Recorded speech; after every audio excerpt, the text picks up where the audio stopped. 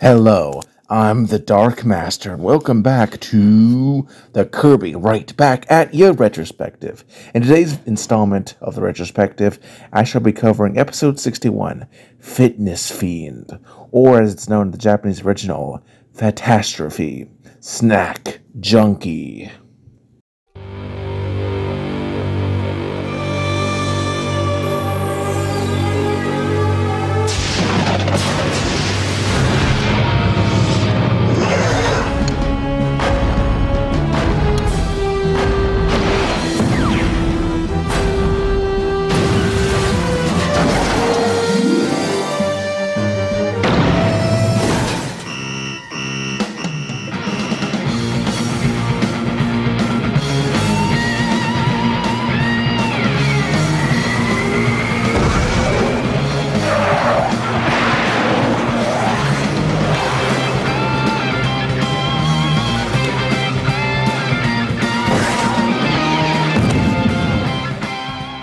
Alright, so this episode was originally released on Japan in December 14th, 2002 as the 61st episode, while the English dub would not be released until February 14th, 2004, also as the 61st episode. This episode is notable for bearing some heavy themes that we shall eventually get to in time, but now let us start with the episode's plot. So this episode opens to a shot of the king watching television, where we see that the king is in a clown costume beating up Escargoon, who is dressed up like a lady. Strange connotations aside, this footage we've already seen before, as it was reused from a previous episode and was originally seen back in episode 38, A Novel Approach, which I've already reviewed, so check that out if you're interested in learning more. It involves the J.K. Rowling controversy, so it might be somewhat interesting to you. The king is greatly entertained by the ego-stroking show. Here we see the first change between versions. In the Japanese original, he calls himself the Dancing King on the TV, while the English dub has the king saying that he will see us next time. Both versions are perfectly vapid. The scene is also slightly shorter in the English dub, likely due to the time constraints. Getting hungry, the king asks the Waddle Dees for some snacks.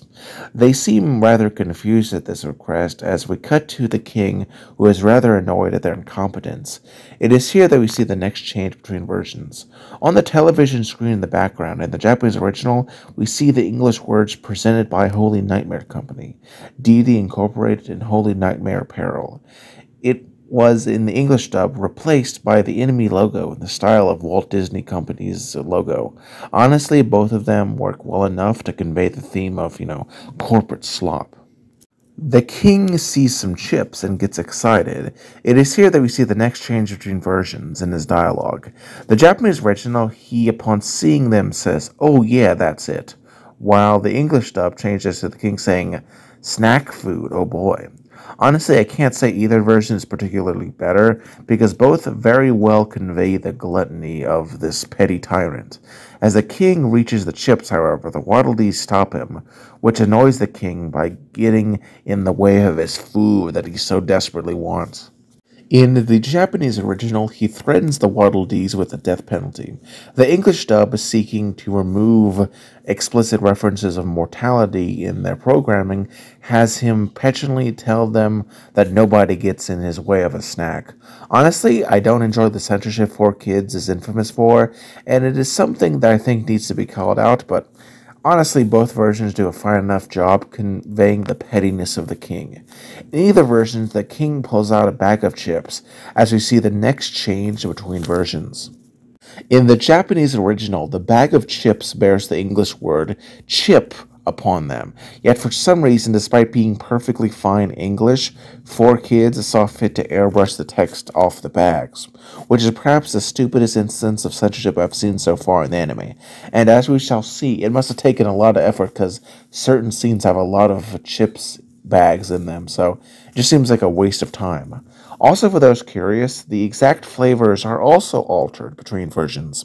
In the Japanese original, they are extra hot kimchi, lightly salted, and garlic, while the English dub instead uses barbecue, garlic and anchovy, and spicy jalapeno, likely due to cultural differences, as kimchi is not exactly a very popular chip flavor in the US. Anyway, the king opens a bag of barbecue chips, and he loves them. He then opens some of those garlic and anchovy chips, which honestly, I've never heard of those in the US. Maybe they exist, but they just sound disgusting. But apparently they're delicious. And after picking another bag of chips, we see him enjoying the chips as well as watching TV, as we then cut to the jazzy intro. After the jazzy intro, we then cut to the outside in the castle's courtyard, as we see Kirby doing what he normally does when he sees a bag of chips and decides to eat them, utterly delighted by the flavor. He sees another bag and eats it. Escargoon is seen watching as it's revealed he left them out, and he hurriedly heads to the throne room to report the success of the plan, but is horrified upon seeing that the king has consumed dozens of bags of chips, now strewn all over the floor surrounding the throne.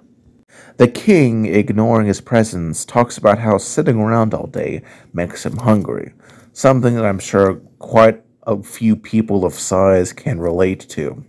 Escargoon confronts him as his gluttony is interfering with their plan to deal with Kirby. The king, however, dismisses the concern, saying the chips are too good for the likes of the pink puffball. Escargoon's response to this is where we see the next change between versions. In the Japanese original, Escargoon points out how the chips are rather expensive, while the English dub changes this to him complaining about the mess that the king is making all over the room. Honestly, both versions do work for managing to capture Escargoon's sniveling nature as a servant.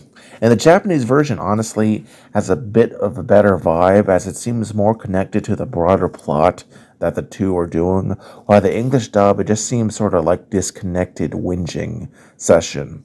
In either version, he answers the snail by shoving a bag on his head.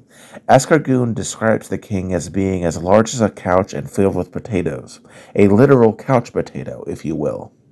The king brushes him aside as we see the king watching television, as we see numerous ads and shows reusing footage from previous episodes like Episode 6, Unreality TV, Episode 37, Watermelon Felon, which there was a scene that was censored in that episode, but shown here for some strange reason, and then Episode 49, Cartoon Buffoon, all three of which I've reviewed in depth before, so if you're interested in learning more, check those videos out.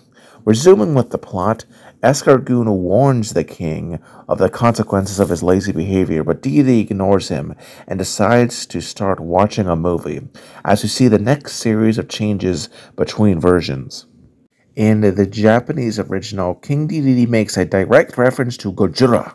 Escargoon is a bit confused as Channel Dedede doesn't broadcast any movies of such kind, and the king explains that he hacked the enemy broadcast system to pirate them.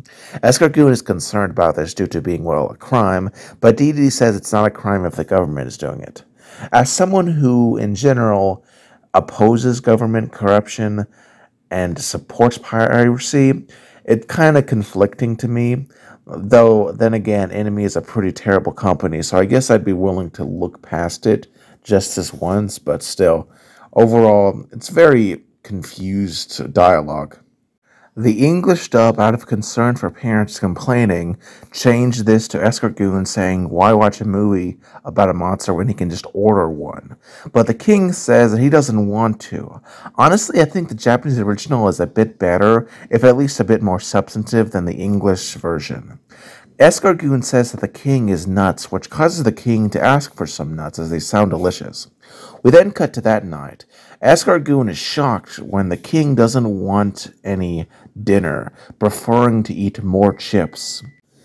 Escargoon points out how this polyunsaturated health hazard is terrible for his health, but the king brushes this off, but realizing he's getting a bit stuffed, decides to stop. Escargoon congratulates this brief period of restraint. The king decides to pause the show, which is a panda bear fighting a pig with a hammer, only to go to the bathroom for a bit and return back to his couch potato ways and unpausing what he is watching. Escargoon is utterly astounded by the king's sheer laziness, and Dedede wonders where the next order of chips is coming, while Escargoon laments how the plan to get rid of Kirby has backfired on the king. We then cut to the next day at Caputown. We see Mabel, Buttercup, and Hannah, who are discussing how they haven't seen him in a while, and how his absence is rather strange. We then see the next change between versions. In the Japanese original, there is a short scene between Samo, the friendly bartender, and Mailman, the mailman at the bar, where they discuss the rumors of him being gone for a while. Four kids, due to their desire for removing of any references to illicit material, remove the scene, which is honestly a darn shame, as it only enhances how the king's disappearance is strange and out of character. Plus, there is really nothing in the scene that was really an explicit substance. You could say maybe there was a bottle in the background, but I don't think anyone would genuinely be angry at that. We then cut in both versions to Kawasaki's restaurant. Gengu, the toy store owner, asks how they know he's still in the castle, while Gus, the mechanic, suggests that he might be on vacation. With Kawasaki's opinion, we get the next change between versions. In the Japanese original, he suggests that the king died. In the English dub, seeking to remove such morbid references, instead he says maybe he's gone for good. Just another instance of the completely unjustified censorship that four kids saw fit to do. In either version, Tuggle, the grocery store owner, says it is simply too good to be true, which says a lot, frankly. We then cut to Chief Bookums talking to the mayor about the king's disappearance. Bookums says it's suspicious, and the mayor, Len Blustergas, suggests he try to find the king. Bookham warns him that it could lead to him actually finding the king, and the mayor agrees that they should not go looking, as that would be bad. We then cut to the next night as we see the king is still watching movies, snacking on those darn chips. It is here that we see the next change between versions. In the Japanese original, there is a rearrangement of the Castle Lolo theme, which is very orchestrational, and it really does sound like an old movie score. Sadly, four kids, due to their sheer incompetence, did not get the rights to utilize the music from the show that they got the rights to air, and replaced it with a far more generic soundtrack that was just utterly forgettable. Honestly, it's a real shame. It is also in the scene that we see yet another change between versions. In the Japanese original, the credits crawl past as we see the words of Holy Nightmare Company. The English dub changed this to a logo bearing Nightmare logo, sort of akin to the Walt Disney logo that I mentioned earlier. Honestly, while this is another instance of censorship that I, of course, fully oppose, it's not really so much of a negative, and both versions do a fine enough job conveying the sort of, theme of the corporation that Enemy is. The king says he hopes this next movie is better as the chair ominously creaks as if the king is growing. We then see a brief scene of Escargoon sleeping in bed, sleep-talking and complaining about the king's chip's desires. We then see the king watching a horror movie, still snacking on those darn chips, as we see more changes between versions. In the Japanese original, the Cappy's actress scream is a lot more high-pitched than in the English dub's version. As the king eats the chips, we hear a vampire speak, and what it says is also changed between versions. In the Japanese original, the monster says, "See you next Wednesday," which the English dub changed to "How kind of you to drop in for a bite," in a heavy Transylvanian accent.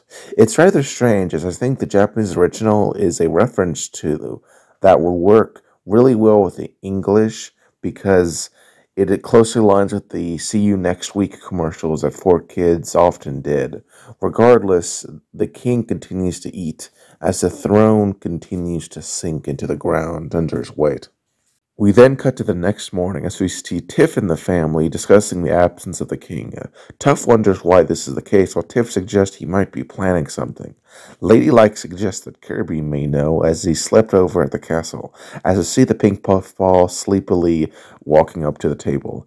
Tiff says good morning, and Kirby wanders up to the table and happily sucks up all the food, which annoys Tough and Ladylike, and says he should be worried about his weight. Tiff agrees with her mother, as she says that if he's not careful, he'll end up rounder than he already is. Now, despite that being impossible, this also feeds into a problem I have with the episode, which I shall discuss towards the end of the video, but keep it in mind. The conversation is cut short, however, by a large crash with DDD groaning, sending birds flying away from the castle. We see Waddle Dees run around, shocked at the sudden sound.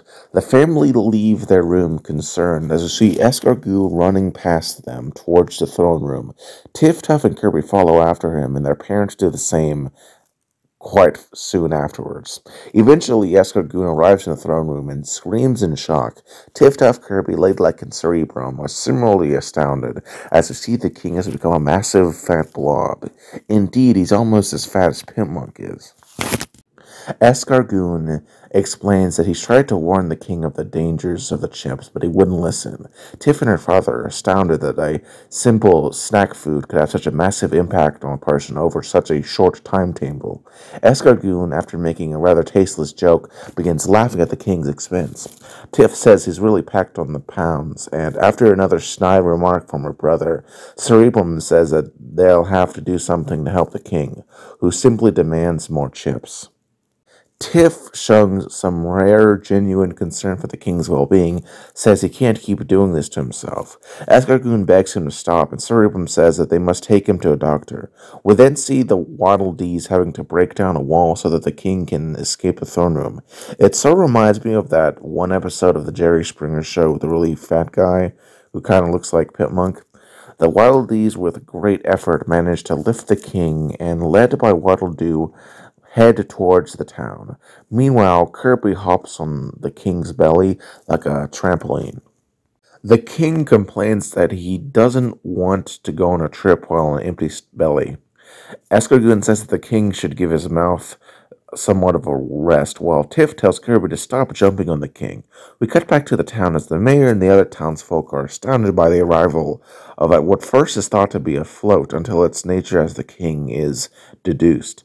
People crowd around to see, but Tiff and Tuff manage to help clear the road.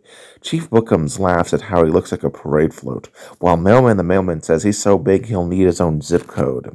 Mayor Lynn Blustergas decides to photograph the occasion to record it, which the king plays along with, smiling for the camera, though saying cheese makes him hungry, but Tiff says they won't be taking any food stops.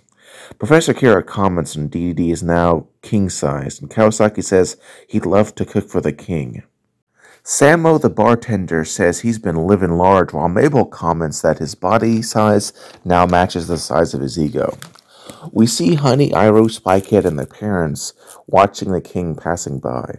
The parents warn them that they could end up like him if they're not careful when it comes to junk food consumption, and the kids are obviously mortified. The king balks at their jokes, saying he's a chipaholic, while in the Japanese original, he threatens them all with the death penalty, and as we can see, 4 kids wanted to remove the reference to death. We then cut to Dr. Yabui faculty, where he examines the king. Sir Ibram asks what the prognosis is, and Dr. Yabui points out the obvious, that he needs to lose some weight. Tiff asks how he got so big, and Yabui's explanation changes between versions. The Japanese original has him blame an unknown nutrient, while in the English dub, he says that his metabolism has been really messed up. Both versions are perfectly fine, though I have to admit the Japanese original, I think, better plays into the larger story. The 2 kids decide to do some investigative journalism and collect some samples from each of the chip flavors. Now, as a scientist, one would usually keep each type separate for independent testing, but regardless, after collecting enough, they decide to go off, but Tuff notices that Kirby seemingly has disappeared. Tiff complains about how he never keeps up with them, and the 2 foolishly decide to leave without him, and it's revealed that, in fact, Kirby never left them, and was in the room all along, covered in a bag of chips. Emerging from the pile of chip bags, Kirby eats some of the chips and is hooked. We then cut back to the king, who is being chained up by Dr. Yabui, and goes through some really bad food withdrawal, breaking some of the chains in anguish. Spycat asks for clarification about what exactly is going on, and Dr. Yabui explains that without further chips, he'll freak out. He then says that they must keep him from eating more before asking exactly where they got these chips, which are highly unusual.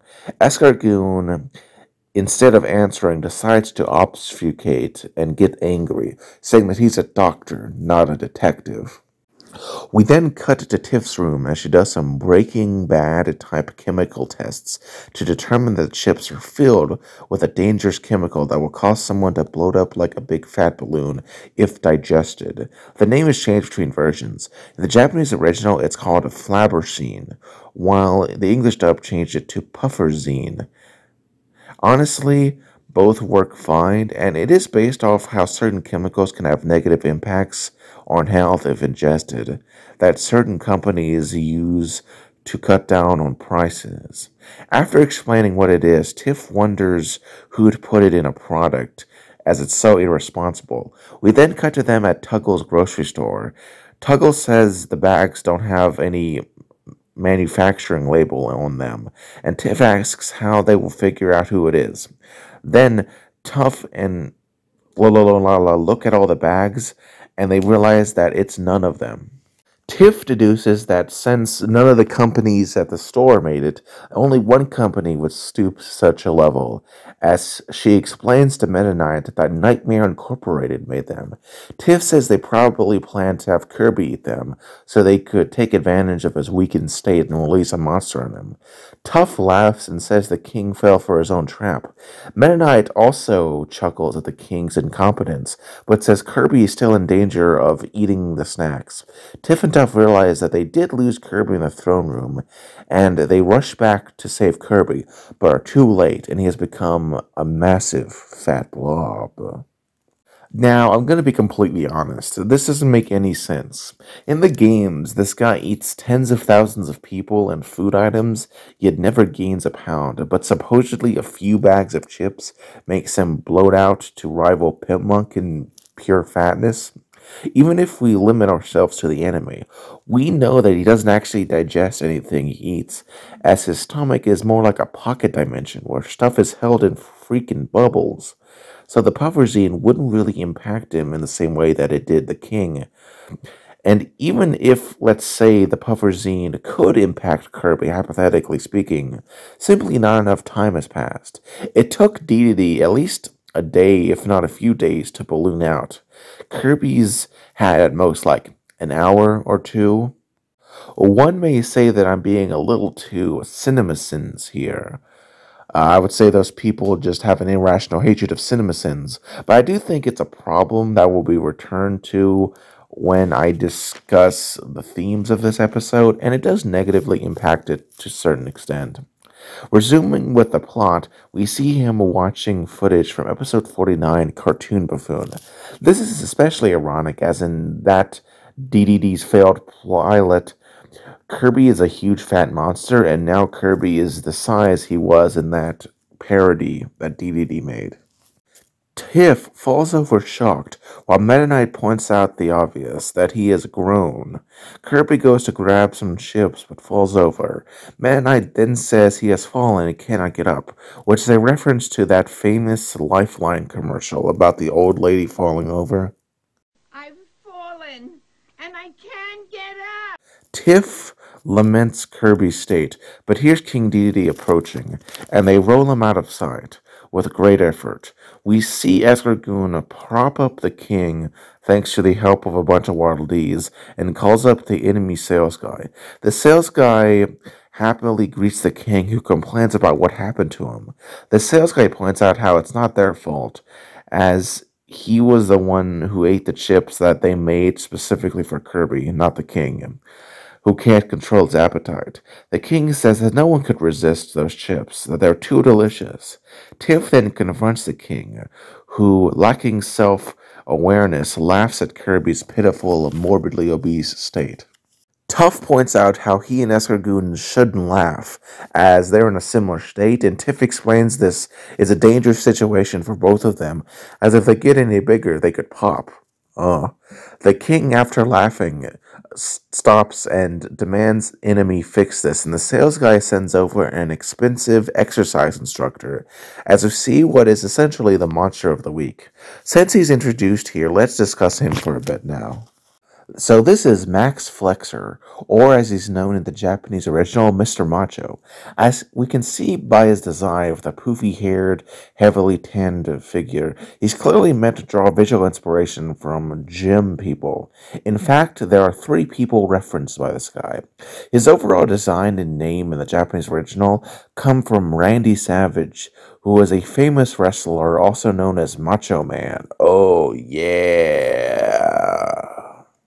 His English dub is based off Max Fleischer, a noted Polish-American cartoonist known for creating Coco the Clown, as well as pioneering several innovations like rotoscoping and the bouncing ball technique, while his English voice draws inspiration from the mannerisms and speaking tone of Richard Simmons, a notable fitness expert who was prominent at the time. Speaking of the English voice of Max Flexor is done by Andrew Scott Reynolds, who is most well known for the play The Book of Mormon, and he does an amazing job giving this monster a character that sticks out even to this day. The Japanese version is also alright, due to being done by Nobuo Tobita, who is a well-known Japanese voice actor, most well-known for Camille Bidon from Mobile Suit Zeta Gundam. It just lacks the same energy. Overall, Max Flexor is one of the most iconic monsters of the anime, and for good reason. His design and voice acting is extremely well done, and is one of the few who made its way into the games, making a cameo in the Kirby Mass Attack sub-game Kirby's Quest. Just an amazing character that really fits in right. Get it? Fits in. Resuming with the plot, we see Tiff and Tuff a bit confused as Max Flexor begins his workout, as a platform appears out of nowhere. We also see the next change between versions. In the Japanese original, the pedestal that Max Flexor stands on has the letter M on it. 4Kids, for some reason, saw fit to airbrush that out. Rather strange, given it seems like a lot of effort for no reason, but in either case, the king responds to this gaudy fellow, and it is here that we see the next change between versions. In the Japanese original, Max Flexor's song has the lyrics which include the lines Punishment Heaven and Go Go Heaven. 4Kids seeking to avoid backlash from religious parents removed all explicit mentions of religious tones. It's a shame and a living relic of a time when such concerns ruled the media world. Now a different, more progressive religious mindset dominates, of course. The background music has also changed, as in the Japanese original, it's a rearrangement of King Deity's theme, which 4Kids, due to their sheer incompetence, did not get the rights to, and thus was replaced with a far more generic soundtrack, which is a darn shame, as I love King Deity's theme. The king's reaction has also changed. The Japanese original, Deity says that he'll gladly pay them to fix him up, to which Tiff lambasts him for paying his way out of his own mistakes, while the English dub changes to him saying that he refuses to work with that wacko, but Tiff says that he will have to get into shape through diet and exercise. Honestly, this is one of the few times I think the English dub was an improvement, as Tiff's concern here makes a lot more sense than her complaining in the Japanese original, as it just doesn't make any sense, honestly. Regardless of what version we're watching, we see machine hands grab both the Fat King and Kirby. We then see the two placing these machines that shake them silly, which are actually a real thing people did back in the day that, if we think about it, didn't really help people lose weight. We then see a machine that tickles the pair before giving them electric shock therapy. This, of course, causes concern for both Escargoon and Tiff, who can only watch as we then see the machines force the pair to do what are basically a sort of sit-ups. The two are clearly exhausted after this, though Max Flexor does not care. We then see Kirby and Diddy lifted upon a treadmill, where they must run for their lives lest they be impaled. Kirby falls over and is almost impaled, although he manages to regain his footing, but still death approaches, and Tiff, realizing he's in danger, is told by Tuff she's got to do something, and pressing a button, she saves Kirby at the last minute. Tiff calls out Max Flexor for his abusive exercise technique, as we then see that there is a scene that is cut from the English dub. In the Japanese original, the king and Kirby are squeezed out of a bottle sort of device, kind of like making a bratwurst. No idea why this was removed, as we then see both versions, a scene of King Dedede and Kirby being punched by machines. In the Japanese original, there is an additional scene of the king being punched 4 times, and man, it definitely looks a little painful. 4Kids removed this, likely due to its violent nature, but I don't know why they felt the need to. I mean, they left in the scene of Kirby getting punched similarly. I guess punching babies is okay for 4Kids, but not punching authority figures. Overall, just another silly instance of censorship. From there, we see that both versions, King Dedede and Kirby, are thrown to the ground and then are seen fleeing from and ultimately getting flattened by a steamroller manned by a Waddle Dee. Max Flexor comments on how they're still fat and tired at this point. The two just start singing along with him as they're just kind of sick of it. He then starts personally exercising them himself with mechanical arms, forcing them around, and they eventually end up dizzy. He jumps on them before having the robots pick them up again and force them to dancing. We then see what can only be described as a big-lipped alligator moment, where everyone starts dancing except Meta Knight. Comes out of nowhere and really has no real impact on the broader plot, which is what a big-lipped alligator moment is, if you don't know. It's a term invented by the nostalgia critic. We then see Tiff react to the increasingly abusive exercises that Max Flexor is doing. Escargoon, however, pushes for further exercise. The machine hands pin Kirby to the ground, and we see the disco ball emerge into a iron ball that crushes Kirby. As we then see the next change between versions. After Tuff asks, "What is that?" Tiff concludes that Max Flexor must be a demon beast sent to end Kirby in his helpless, fat form. The English dub changed this dialogue to her being a lot less sure of herself, only implying that this might be the case. The Japanese original is just better here in this case, as it's pretty clear that she's meant to know what is going on at this point.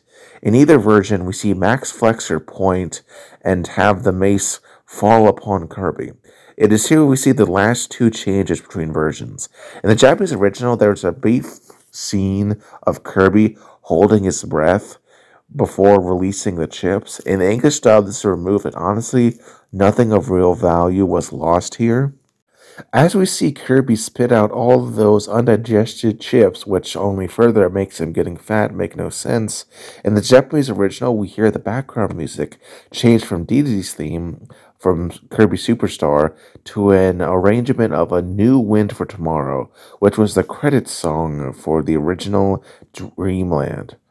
4Kids, due to pure stupidity, didn't get the rights to the music, which is a darn shame, as it really has this triumphant vibe to it, and it just sounds amazing. Luckily, this is the final change between versions, so we won't really have to worry about that going forward, but still, it's a darn shame that the music was removed. And Tuff points out how Kirby's back to normal. Escargoon, going over to the king, says the attack failed, while the tuckered out Dedede says that he should attack Kirby again. But Tiff, thinking fast, tells Kirby to suck up Max Flexor.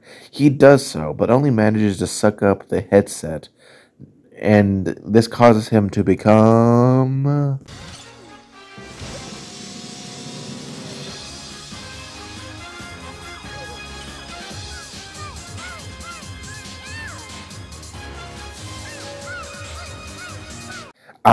Mike Kirby. First seen in Kirby's Adventure back in 1993.